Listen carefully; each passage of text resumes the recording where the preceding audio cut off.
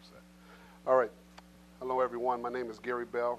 I'm the Assistant Procurement Officer for Procurement Services. And I'm going to be talking to you today about the Building Chicago Construction Contracting Overview. I'm going to touch on the city construction aspects, and then I'm going to turn it over to Michael Judd, who's going to handle the job order contracting, or JOC. All right? So my presentation is going to be based on 4 aspects. 1, the Small Business Initiative, the Mid-Sized Business Initiative, Equal Employment Opportunity, and the Apprentice Utilization Bid Preference. So the first 2 are kind of wrapped all in one, the Small Business Initiative and the Mid-Sized Business Initiative. But first, for us as a department, meaning procurement, to assess whether or not we're going to even entertain that, a user department, and it's usually our infrastructure department, it's usually Chicago Department of Transportation or Department of Water Management. They will determine if a project will meet the Small Business Initiative or a mid-sized business initiative. And what is that? So when we say a project is going to be deemed a small business initiative, it's really broken down by the value of the project, okay? So for a small business initiative, there's 2 separate programs. One it's 2 tiers. One is the projects that are under $3 million. That's called an SBI 1. And the second one is called an SBI 2, and that's for all projects under $2 million. So how do you determine if you are eligible for that?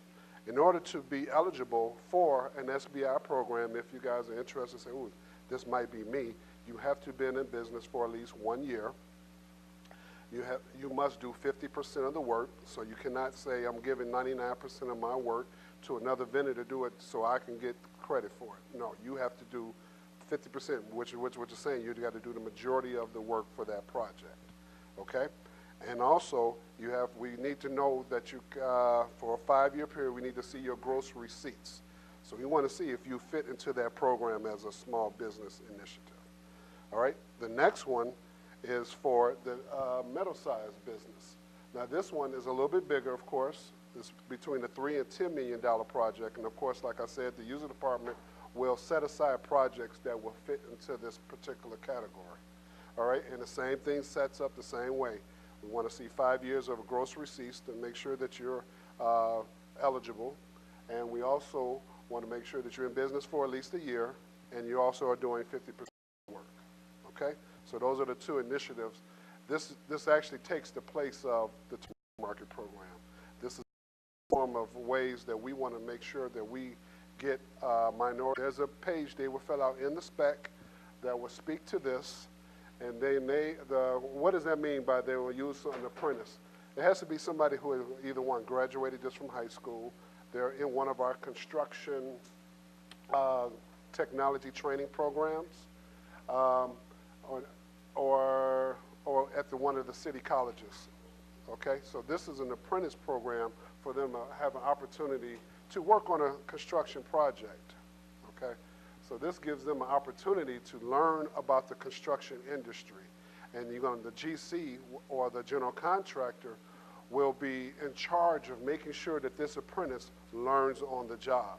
And then they, in turn, will get an incentive. As you see at the bottom, it's a tiered incentive. They can get 5 to 10% work performed by apprentice. It results in a 0.5% bid incentive. Or if that apprentice works 11 to 15% area, as for subcontractor works, and they'll get a 1% bid incentive.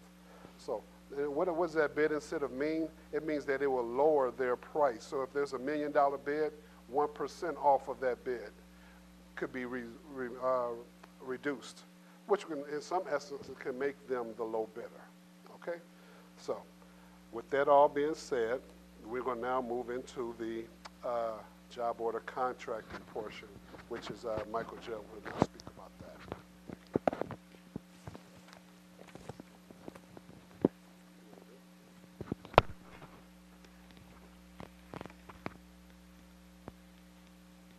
Yes, sir.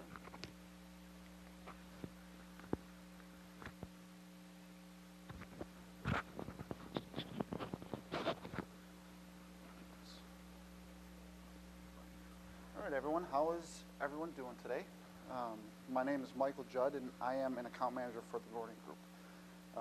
I also represent, on behalf of DPS, the account manager for the City of Chicago. So I'll be getting into the JOC program, or in other words, Job Order Contracting program, and discuss more about that.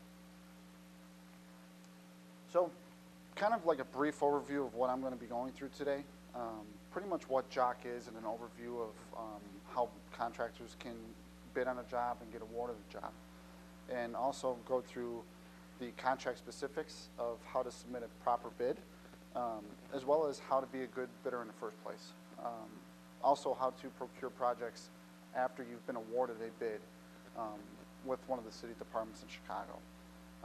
After that, it can be an open discussion. If any of you have any other additional questions afterwards, I'll be happy to answer. So just a brief overview of the Job Order Contracting program in Chicago before I get into the details. JOC is a part of a family of IDIQ contracts, or otherwise known as indefinite quantity, indefinite delivery contract. The federal government, before it became into the states and the cities, used our JOC program in the mid-1980s, specifically to procure work from a small to medium-sized range construction project. After that, we expanded into the state markets and the cities, where we got into Chicago in 1990s. They started implementing our JOC program, and we've been here ever since. So we must be doing a good job. Today, there's over 2,000 job order contracts across cities, states, federal governments, nationwide, with close to $2 billion of work.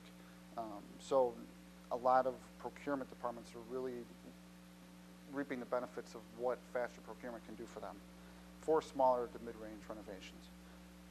And just a couple of awards on this slide. In 2005, we received the NIGP award for Best of the Best in the city of Miami for our use of our JOC program, as well as in 2015, Cook County received a NACO award for their specialized use in JOC as well. So kind of what the timeline is in job order contracting. It's just another delivery method for how to procure work. The important note is that it's not meant to take the place of any kind of procurement method, such as traditional bid or term agreements or anything like that. It's just another procurement method that a lot of procurement departments choose to use.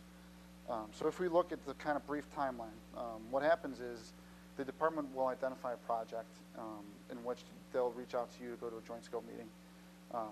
Then you will prepare your price proposal.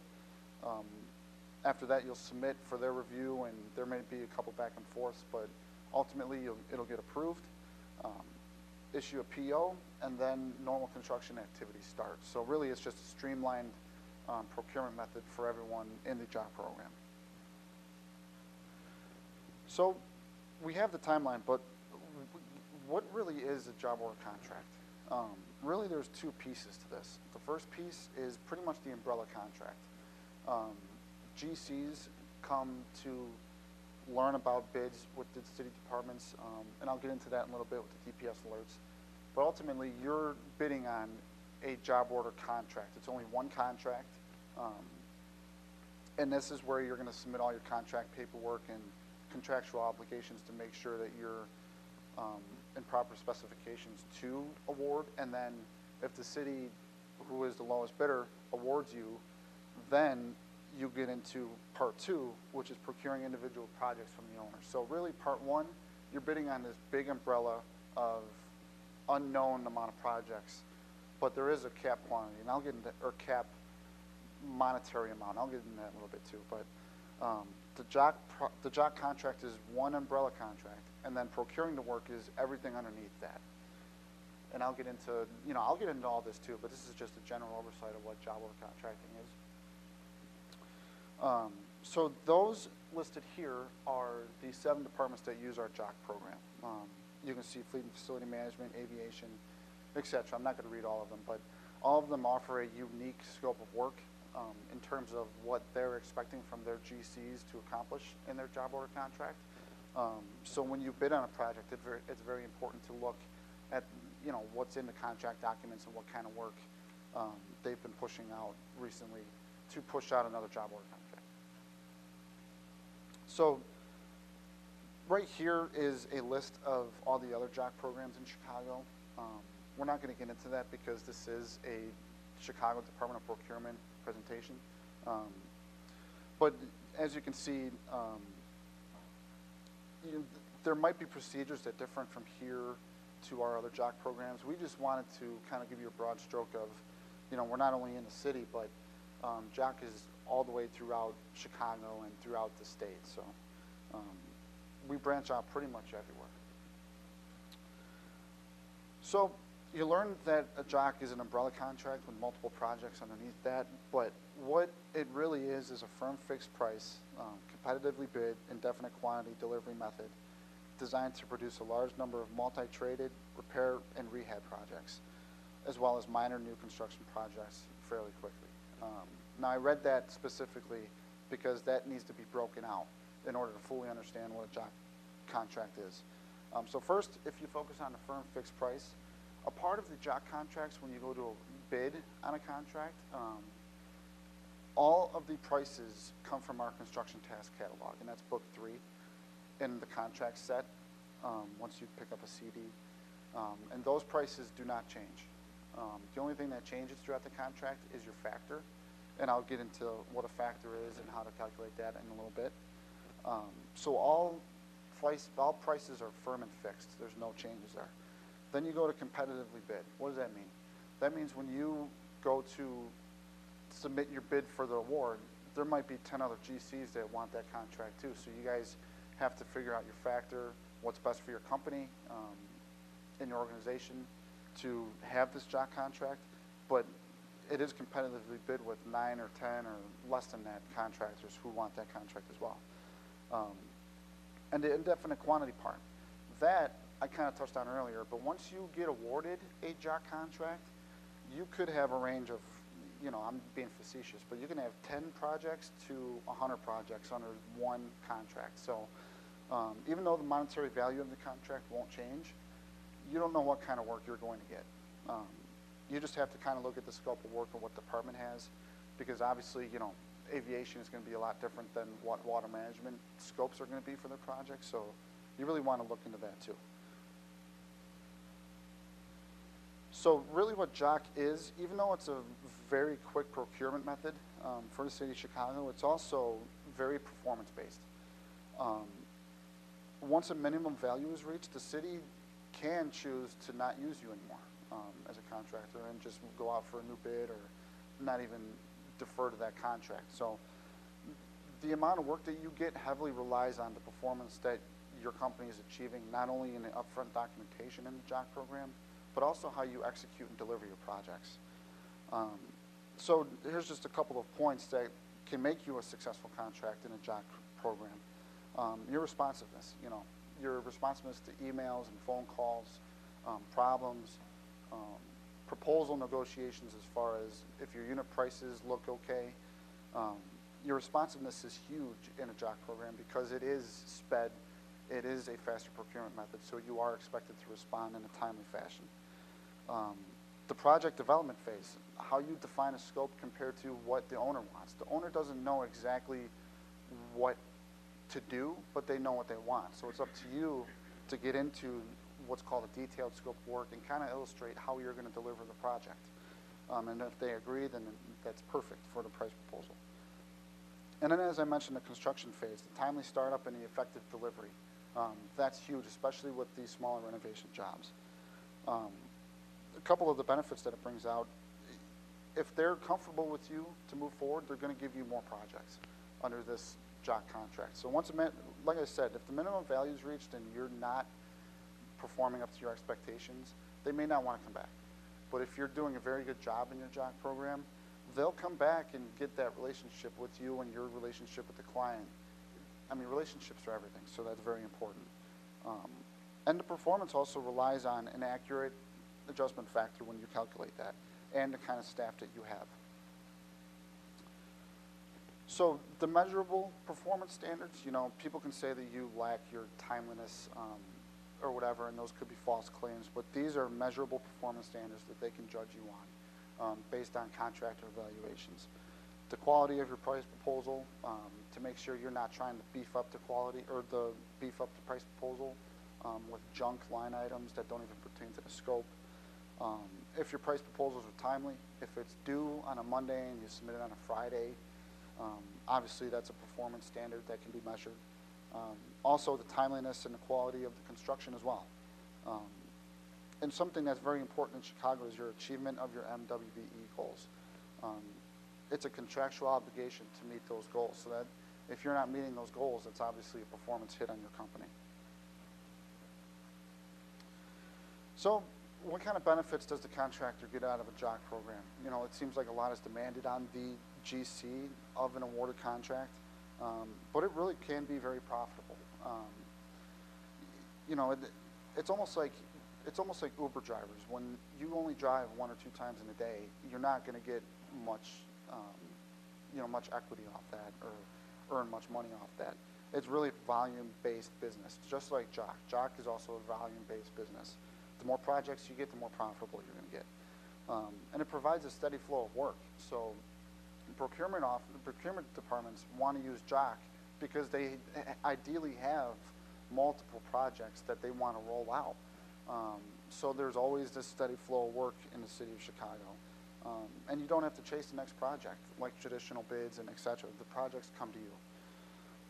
Also, you develop a long-term relationship. I kind of touched on that, but it's a non-adversarial relationship, and you develop that partnership with the city. They're comfortable talking about you throughout the city. If any departments have any questions, and believe me, they do reference off each other, so they do track that performance as well. And it's also professionally rewarding. If you get more volume, if you're more comfortable hiring more staff and growing as an organization, it's professionally rewarding as well. So if you can't or don't think you have the ability to bid as a GC on a JOC project, subs are also very profitable and beneficial in this as well. You know, there's no projects that are identified at the time.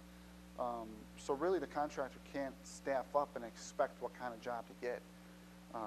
So they are going to look for opportunities to sub work out, especially if they feel overloaded with their own staff. They'll reach out to the market and try to get subcontractor numbers.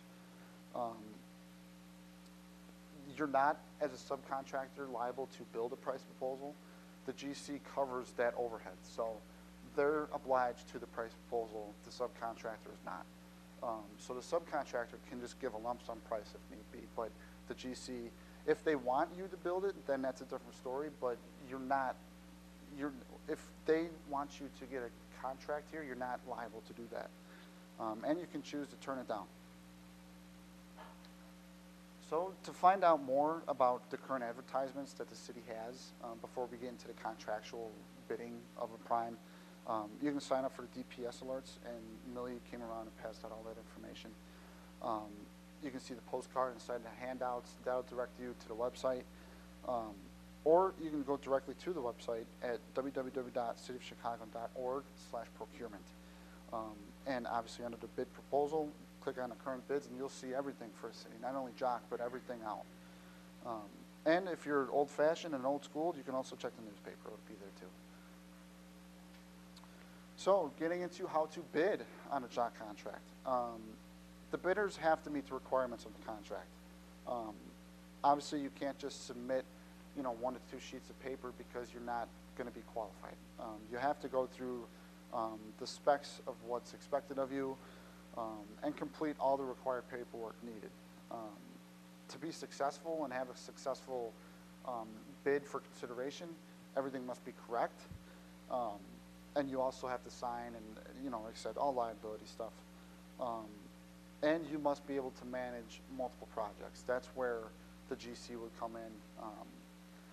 If you think you're better off suited as a subcontractor, you can always reach out to the GCs. But really, if you want to bid on a JOC project, you must be able to perform multiple projects at one time because that's going to be expected of you. But one of the most important things is that previous JOC experience is not required. A lot of JOC has to do with the upfront paperwork. That's mainly what it is. Using our eGordian system, building a price proposal, responding to all the job orders that get sent to you, and that's where I come in and help. I would help train you on eGordian. I would help you build a proposal based on the scope of work that you have, one or two times to help train you how to develop. Everything in eGordian and the CTC I would help you with and train you on. So previous job experience is not required. So that's just an example of a checklist right there. I know it's kind of tough to see, but you have all your bid forms and proposal forms in a checklist that makes it easy for you to see, okay, do I have this? Do I have 1.1 or 1.B? It helps you determine if you have all the necessary paperwork in your bid document. Let's see. Oh yeah, required licenses, insurance and bonds are specified in the contract documents, etc. Everything that you need is going to be on that list. So, getting into what is in the contract documents, you have your book 1, which is the instructions to the bidders and how to execute those documents. You have the city's general conditions and job specifications. Book 3 is Gordian CTC, where I touched on the firm fixed pricing earlier. That is going to contain all the line items that are firm and fixed, so those do not change. And then with the construction task catalog, you have the technical specifications to each task in the book. And finally, the client specifications of what they expect from you in this contract. So like I said, Department of Water Management is going to be different than the Environment Department in terms of what scopes they're going to have for you. So looking into all these is very important when you bid on a contract.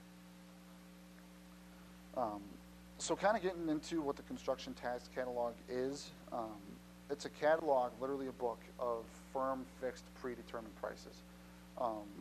These are based in the city of Chicago wages and union rates. And those, like I said, don't change at all. They're organized by the CSI, CSI master format. And like I said, it includes all local labor, equipment, and material line items in the city of Chicago. So comparing the line items in the book to the specs, obviously, like I said, is very important. The critical point of this is you have to know exactly what is included in each line item, and that's where the specification book comes in. You may be accounting for, when you build your proposal, multiple line items that account for the same thing. So really, it's really important to look in the technical specs and see what's included there. So I think I've touched on this 10 times already, but the prices are fixed for the entire duration of the contract. The E&R rates that come out every summer affects your adjustment factor every year. So in the contract, your adjustment factor will increase by what the E&R calculation and all that. That's way above my head, but your adjustment factor will increase every year. And again, it's a fixed increase based on that published book. So prior to bidding, the city doesn't commit to any kind of projects or locations. You're not going to know exactly what kind of projects are out, but you can identify and look into kind of some of the scopes of work that the city had in the past, especially if you were a subcontractor on a job for a GC for one of the departments. You kind of know what to expect out of that department. Importantly, the scope is pretty determined by the construction task catalog. I know I was working on one of the construction task catalogs for water, and they had a Jardine replacement, a Jardine tank replacement in there. You're not going to see that in Department of Environment. So really looking into CTC and knowing what's in there gives you a hand up on what to expect in that scope of the contract and what they expect out of you. The contract can include anything from renovation of facilities, site work, interior renovations, medium construction. It can really contain any kind of renovation possible. Typically, a contract in Chicago is about 3 years with, I think, it's a one-term, 12 months base bid with like a 3 or 4 year option that can turn into like a 4-year contract for you. But really the options are there because, again, it is a performance-based industry. So they can reject an option and go out to bid again if they're not happy with you as a contractor. So how to determine and get the proper contract documents necessary and to feel comfortable bidding on a contract, you need to go through these 4 steps with all the intermediate details in there, like analyzing the CTC and specifications, seeing if you're qualified or if you're comfortable performing that scope of work based on those line items, reviewing the CTC line items compared to what you have been charged from your subs in the past, or what's out on the market. I mentioned a little bit before, prices in the CTC don't include that subcontractor overhead, so your factor does have to be, adjusted to account for that if you're comfortable using a certain amount of subs. Also determining what normal bid hours are compared to your non-normal hours. So obviously that's going to be different in terms of if your normal hours, for this sub are going to be different than non-normal, or if they're going to be the same. You have to go through that entire thought process when you bid on one of these contracts. And then specify the equal opportunity commitments and, determine your award criteria figure for your factor. So going into that, at the pre-bid, there are literally 4 slides detailing the type of work that's going to be pertained to the contract too. So if you're still unclear with what the contractual documents say, you can go to the pre-bid and learn more about what their scope of work is going to be. And then running sample projects building from the CTC is very important. You can use a project that you've done in the past that relates to that JOC project and build up from your CTC that you have when you pick up a bid doc. Building a CTC in Excel or doing something like that to make sure that, okay, this CTC price is low or this CTC price is high. I need to determine my factor off that. So, how do you determine your factor? Like I said, you select a comparable project based on the scope of work that the department is issuing out to you. And let's say, for example, that project outside of JOC paid you $82,000. Obviously, you were very happy with that or you wouldn't have done the work. So you build your price proposal from the CTC at a factor of 1 because obviously you don't have an adjustment on that. You agreed to that price and you perform that work at that price. So let's say you build your proposal in an Excel sheet or something from the CTC, and you come out to all the line items added up at $75,746. That's obviously lower than what you performed the work at. So you'd have to calculate, okay, to get to my adjustment factor, I have to do what I got paid for the job divided by what the CTC gives me. And that would be an increase of your factor of 8%, if we were using this kind of example. So you'd have to get an extra 8% on top of what the CTC is giving you in order to reach that $82,000. And that helps determine your adjustment factor bidding here. And I know that's small too, but that's an example of an Excel sheet that you can just build and copy and paste line items in with unit prices and an adjustment factor rate. I would highly suggest doing it in an Excel sheet if you are familiar with that because it'll help you calculate a lot faster, a lot easier, and you can get your adjustment factor saving a lot of time. I know contractors who've done it in Microsoft Word, and I just wish they started in Excel. But don't stop there. If you got a couple jobs that are similar to what you're trying to bid on, your adjustment factor, you can take an average of 4 or 5 jobs of your factor and combine it into what you're comfortable with when you go to bid on a job. Obviously, the projects are going to vary in scope, so include anything you want in there. Whatever way that makes you feel comfortable, what kind of factor you're going to submit, do it. So procuring the projects post-award. Let's say you've calculated your factor, your bid documents are clean, you're qualified, and you get awarded the job, or the jock contract, the umbrella contract. This is kind of a step-by-step process of what the jock process is in more detail than what I showed you earlier in the presentation. To get into this a little bit, the department has to attain DPS approval to move forward on a project. And once that happens, the department then calls you to go to a joint scope meeting. From there, you guys discuss the project, your means and methods of how you're going to get it done, and develop the detailed scope of work to pretty much figure out how you're going to deliver the project. Once you as a contractor and an owner agree on that scope, then they're going to issue you a request for proposal. And that's when the performance measurable rate starts to apply here, because that can be due in 3 or 4 days if it's a smaller job, or a week if it's a larger job. You have to be very particular and careful with how you schedule accordingly. And you develop your proposal from there from our CTC in eGordian. Preparing material takeoffs, making sure your quantities are correct, making sure your line items are accurate that pertain to the scope of work. You don't want line items that don't even pertain to the scope at all. So make sure that the proposal is nice and clean from our CTC. After that, you submit it to the city for review. They may have some comments about how to clean it up, or if you're missing anything, or if your idea of the scope is obviously much greater than what the scope actually is. They may have some comments, but in the end, you guys will agree to a price proposal, and you'll get issued a request for a final package. Now, that's going to include all of your minority numbers, all the necessary paperwork for that specific work order.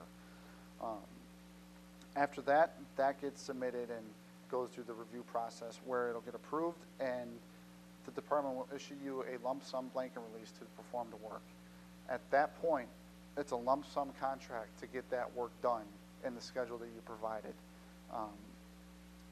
So really, the process of this in JOC should take about 35 to 45 days. Now, obviously, outside of your control is outside of your control, but you can control everything that you submit and get in a timely fashion. So really, your process should be fairly quickly in the job order contracting program. So getting into subcontracting opportunities, because you do have to be a fairly large, well, not large, but you have to be able to handle numerous amounts of projects. So if you're not comfortable bidding as a GC on a contract, you can pay attention to who is, because it does get posted on the city website, who is awarded, and reach out to the GC for work. You know, you're comfortable with the scope of work that the city provided, and you want to do work with them. Analyze all the JOC programs in the city, those 7 departments that I showed you earlier. For primes, they have to assess the CTC, but for subs, again, you're not obliged to the prices in the CTC.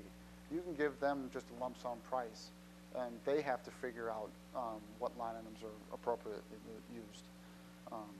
If they want you to build something in a proposal, you can choose to back out of it if you want. So you're not obligated to build a price proposal, but the contractor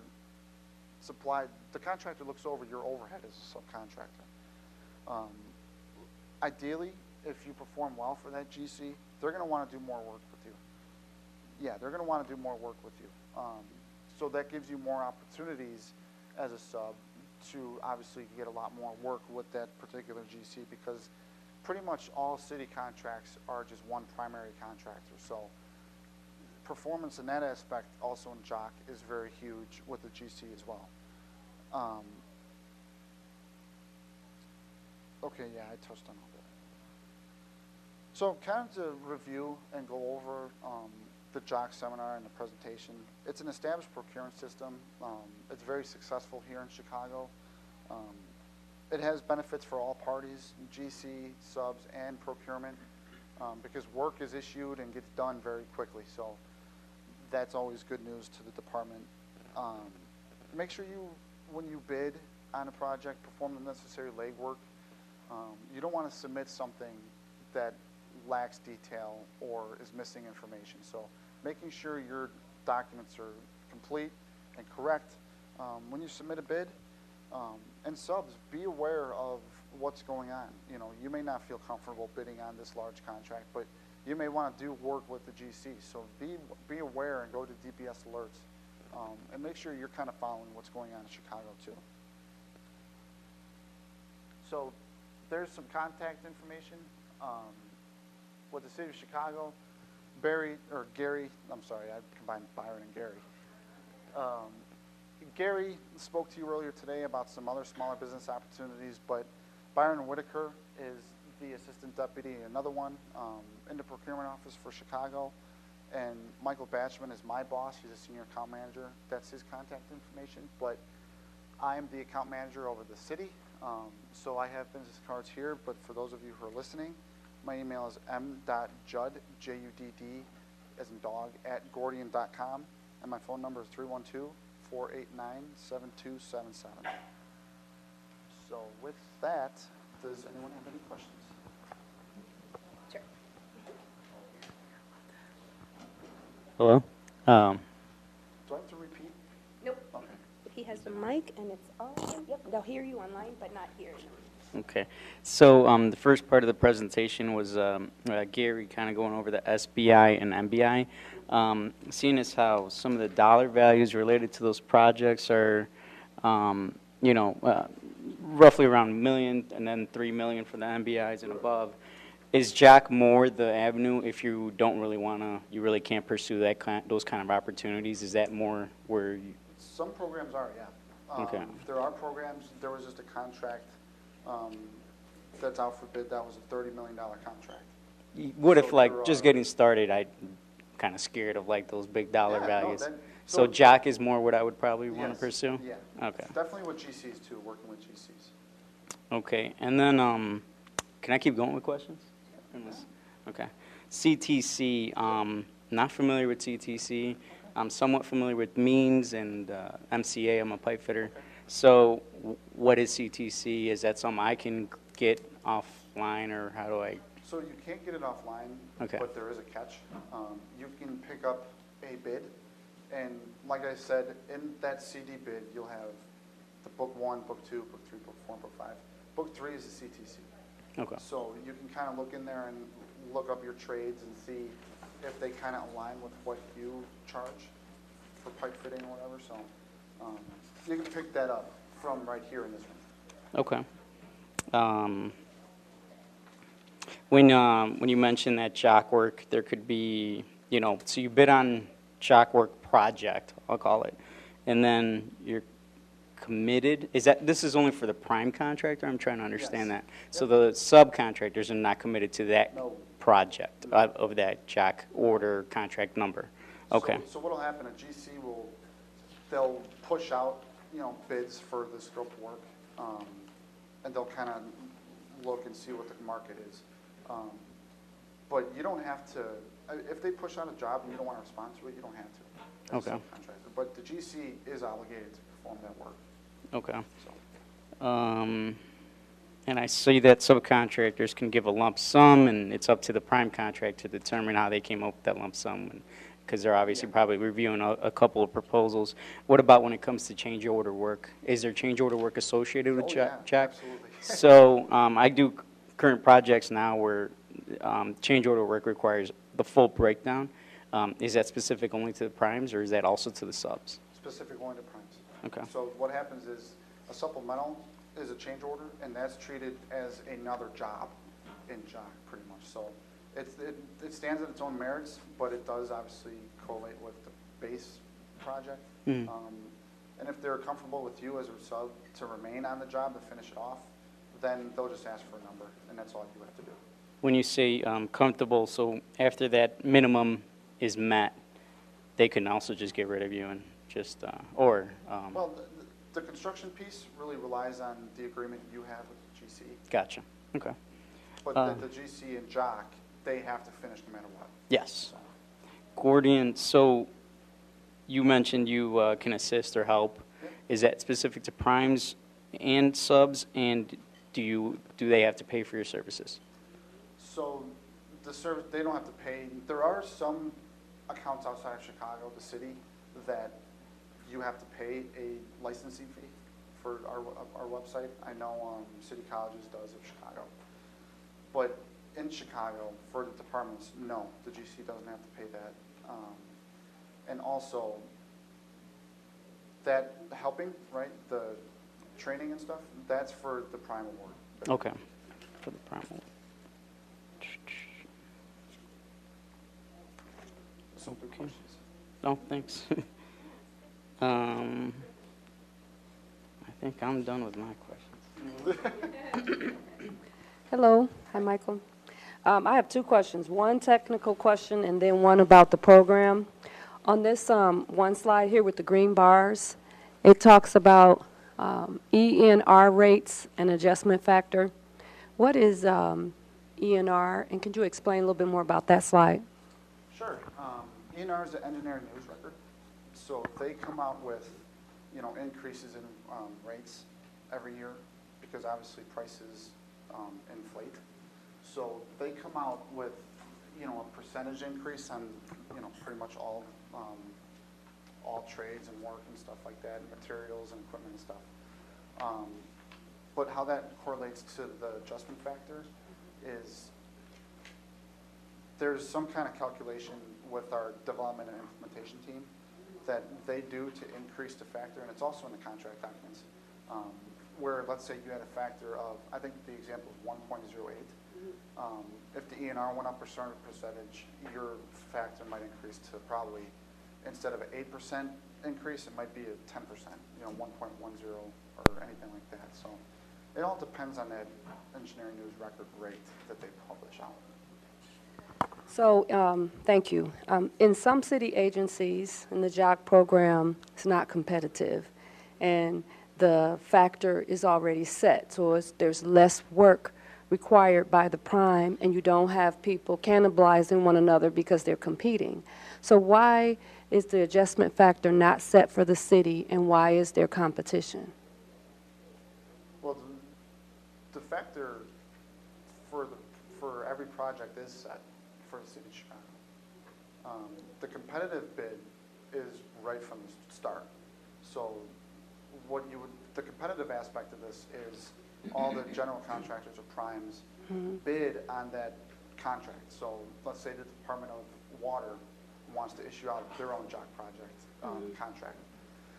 They'll issue that out, and the competitive bid is based on that factor. So once a contractor is awarded, that factor remains the same until the ENR increase. Okay, so then I just want to clarify two things. So you're saying that once a contractor is in the city's JOC program, then they are assigned projects, as it happens in some other agencies, or when a project becomes available, do all of the primes have to compete? No. They don't. So once you're in the JOC program, then you are assigned. Yes.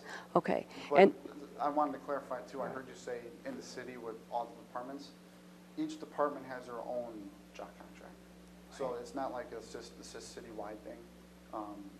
Once you get a JOC contract with these, specific department, okay. then they'll assign only that GC all of the work, obviously. Okay. And then on the adjustment factor, you're saying it is set by each agency? Because I thought you were saying, so you as the prime, you have to determine your own adjustment factor. Yep. And that's what I was asking. Do you know any reason why they're doing that instead of the city saying this is our factor? That is the competitive aspect. Okay. So in order to get awarded with the city, you have to be the lowest Okay. factor. Digging deeper into the factor calculation, if you feel comfortable with, okay, let's say you had a job at 82,000 outside of JOC, and you built up the CTC up to 75 for that job. If you're comfortable with just a 75, then your factor would be a 1, right? But if you got to go lower than that, let's say a 9, 8, 9, whatever, you'll get less off the top. So really, that is the competitive piece for all the GCs to bid on that one umbrella contract. Right. So the GCs who have more stability and more money, who can have a lower factor, have an advantage. Yeah. Okay. But it's interesting because all city agencies don't do that. Well, City of Chicago departments do. Not all city agencies don't know. Okay, So you are correct, yeah, but the City of Chicago Department of Procurement, they do. okay. And then the last question is about the program overall.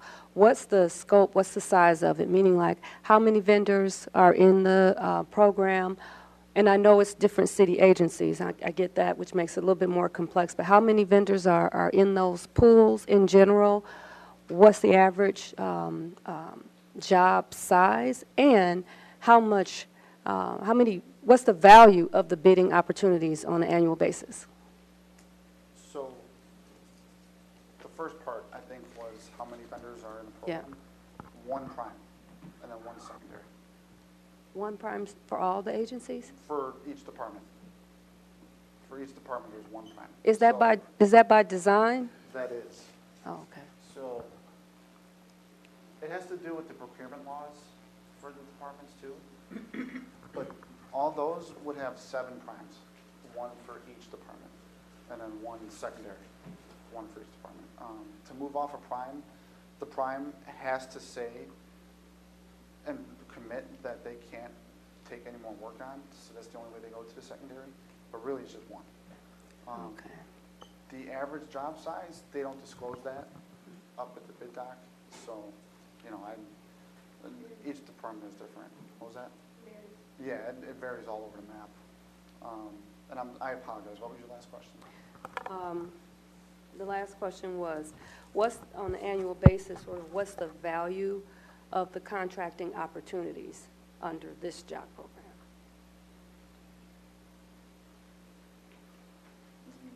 I guess I don't understand the question. Well, I'm saying like with the Department of Fleet and Facility Management, Yep.